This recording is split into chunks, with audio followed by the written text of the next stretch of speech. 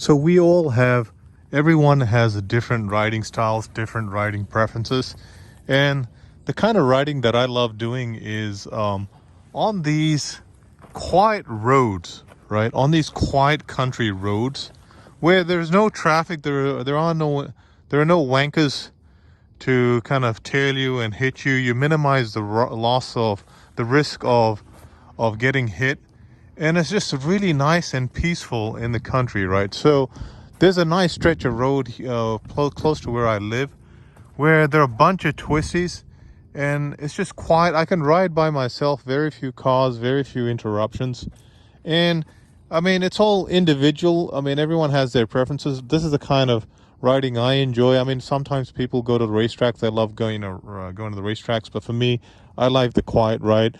And for me, I love a bike where, it has great torque. I don't want to go really, really fast. I want to go slow, and I want a lot of torque. So that's why I love twin V-twin engines and twin configuration. So this one is a parallel twin.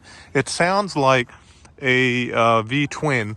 Like I love V-twin engines, right? But this one sounds like a V-twin, but it's a parallel twin. But the reason why I think I enjoy kind of adventure bikes is if you look at the road conditions in the Bay Area, most of the roads, it's not like 100% level. There are bumps. There are bumps on the road. It's up and down, up and down. You can see here, right? It's just up and down, up and down. It looks square, but we've got a lot of earthquakes here in the Bay Area, right? And the roads get out of shape over time. They modulate, they sink. So that's why, for me, the adventure style riding, sitting upright with a bike that has long suspension, like here, like this one has 10-inch clearance in the front, and then in the rear, it's got, I think, about 9 inches in the rear, right? A lot of clearance, and that just makes it just amazing.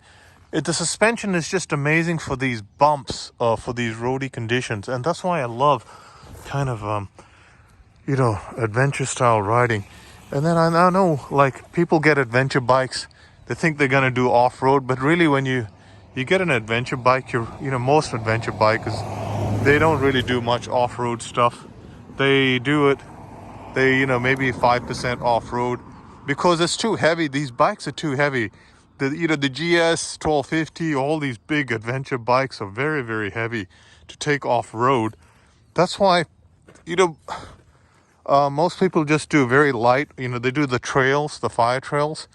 That's why I just love riding this bike. It's really, really nice and light, very light, great suspension. But for these kind of country roads, this suspension just soaks up. Well, in fact, I enjoy riding this more on these country roads with the twisties than my ZX Tenere and any of my other sports bikes, right? I just enjoy riding this more. That's why I think if you're in the market to get if you're considering like getting an adventure bike, you don't know why, but this is one of the key reasons. Get an adventure bike so you can enjoy these country roads quite comfortably. Take it off road on a low note. I mean on a small scale basis, but really enjoy the countryside riding like I do. So anyway, I've got about 2,882 miles on it right now. It's still working out fine. This exhaust is working out really good. I love the way it sounds. Reduce the weight, and yeah, stay tuned for my next video. Cheers. You guys have a good one.